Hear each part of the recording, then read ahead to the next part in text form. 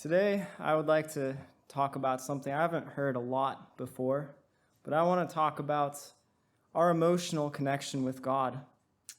And I want to, if we're being real with ourselves, I think all of us have been at a point in our lives where we might describe our relationship with God as perhaps an intellectual or logical one. Maybe we're going through the motions. Maybe we understand the actions of what's required of us. And so we come to church. And so we feel this understanding of the intellectual side of who God is and what he's doing and his plan and his purpose. But maybe there's these times when we don't feel this connection. And it's a troubling thing because how do you even begin to form an emotional connection? And it's something that often, in certain ways, defies words. And it's a difficult thing to articulate. But it is actually, in fact, part of loving God. The first and the great commandment is, you shall love the Lord your God with all your heart, with all your soul, and with all your strength. And there are three parts to loving God.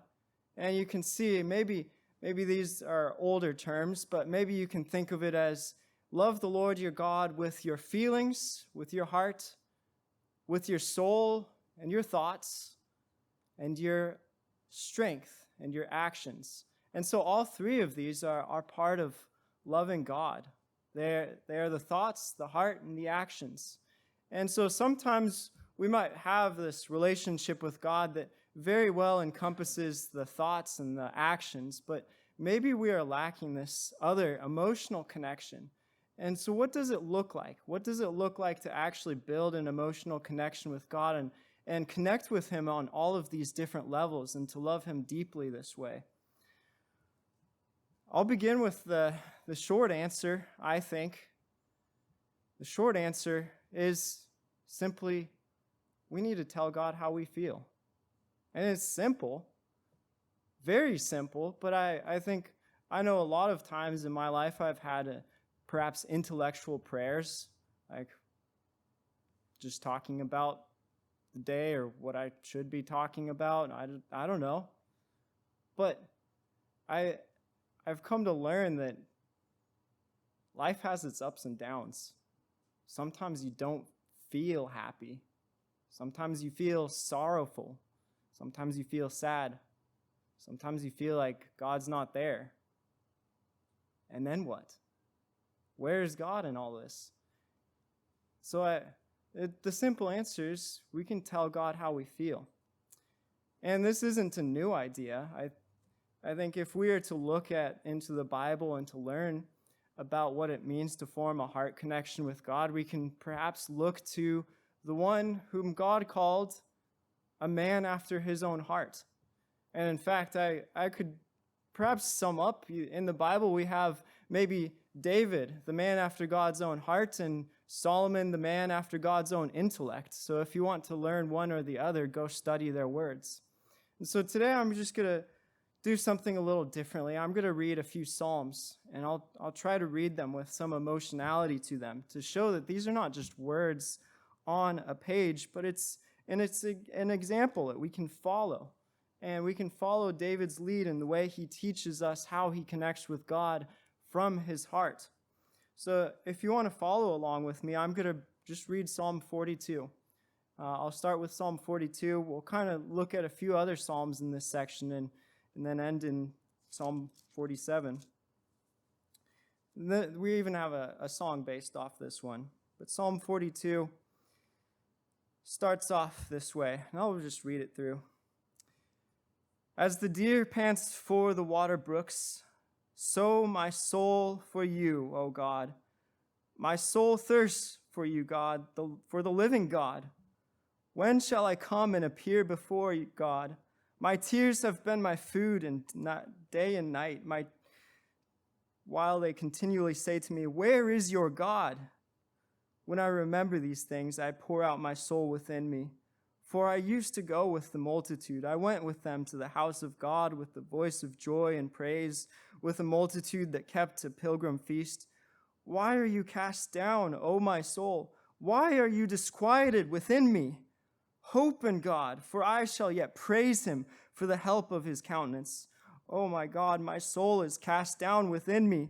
Therefore, I will remember you from the land of Jordan and from the heights of Hermon, from the hill Mizar. Deep calls unto deep at the noise of your waterfalls. All the waves and billows have gone over me. The Lord will command his loving kindness in the daytime, and in the night his song shall be with me, a prayer to the God of my life. I will say to my God, my rock, why have you forgotten me? Why do I go mourning because of the oppression of my enemy? As with the breaking of bones, my enemies reproach me, while they say to me all day long, where is your God? Why are you cast down, O my soul, and why are you disquieted within me? Hope in God, for I shall yet praise him, the help of my countenance and my God. In this example, you can see the depth of David's heart when he is going through a struggle, and he doesn't hide that fact. He doesn't set it in a corner and shut it deep in his heart like it's something he can't share. He shares openly, asking God the question that he feels. Where are you, God? Where is the strength of my God? And why is my soul disquieted within me? And so maybe we have this idea of an emotional connection as always happiness, but there is somehow more to life than just feeling happy every day. That if we are to incorporate this into our Christian walk, we have to recognize part of forming this relationship with God is forming the relationship in the lows as well as the highs. And this is what David did. And so if we're willing to talk to God and say how we're feeling, we might find that he guides us through those difficult feelings instead of leaving us to face them alone. And these feelings, when you're facing them alone, are incredibly difficult to get through. But God is very compassionate, and he guides us through those feelings as long as we're willing to share them with him. And if you keep looking through these Psalms, you can see that, yes, in this Psalm, there was still a sense of hope. He finished saying, hope in God. And so perhaps there's, in those times of dejection, you can rely on this intellectual understanding. The two don't have to ever be mutually exclusive. You can know, you can still hope in God. And so even though everything within you screams, where is God? You can know he is still coming. And hold on to that and keep holding. And if you look at the next psalm here, you begin to see that these psalms are not totally independent. They kind of build on one another. In fact, Psalm 43, the very next psalm, if you look at verse 5, it's the same exact words that Psalm 42 ends with. Again, it says, why are you cast down, O my soul, and why are you disquieted within me? Hope in God, for I shall yet praise him, the help of my countenance and my God. The help of my countenance. See, he's even acknowledging God is the one who helps our countenance. And the question is, if God is there, why is there this sorrow within me?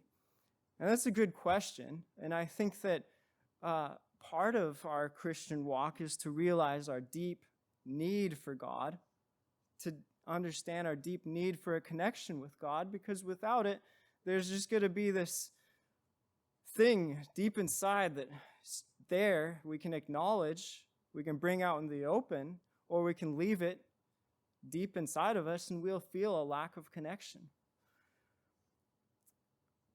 And you can go on. Psalm 44, it keeps growing. The Psalm 44 is titled Redemption, Remembering, and Remembered in Present Dishonor.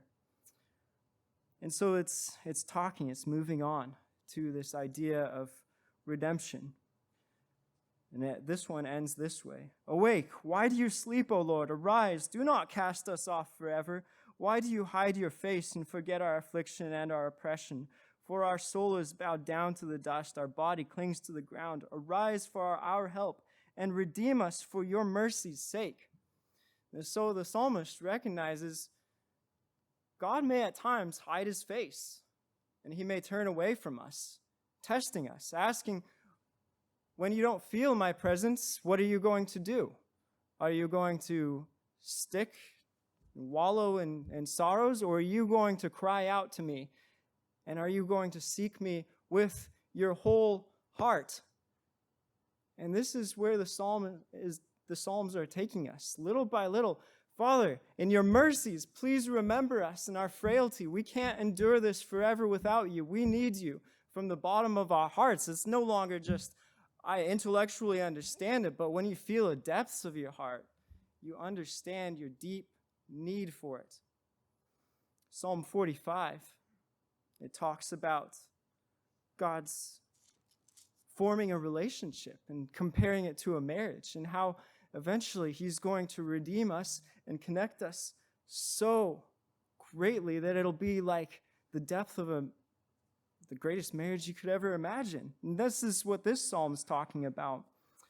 And so in all of this, when we connect with God at these levels, we realize the fullness of this commandment, we might realize there's the second commandment: love your neighbor as yourself.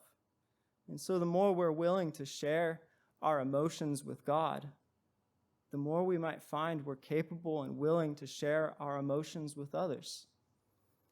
And we form these relationships. And together, these two commandments might suddenly one day become one and the same. As we love and express this love to God, it kind of overflows and outpours to others. So Psalm 47, you can see that it's not just one person, but many.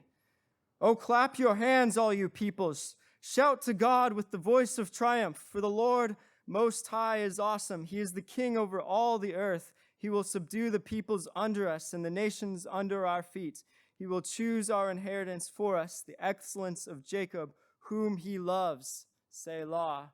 God has gone up with a shout, the Lord with the sound of a trumpet. Sing praises to God. Sing praises. Sing praises to our King. Sing praises.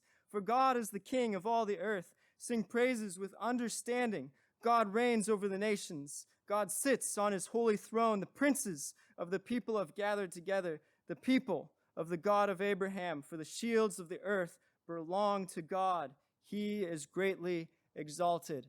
And so you can travel through the Psalms and reach these places of great, great heights and very low lows. And when you exercise this kind of relationship and you understand God in all of the ups and downs of life, it is how we can connect with God with our whole heart.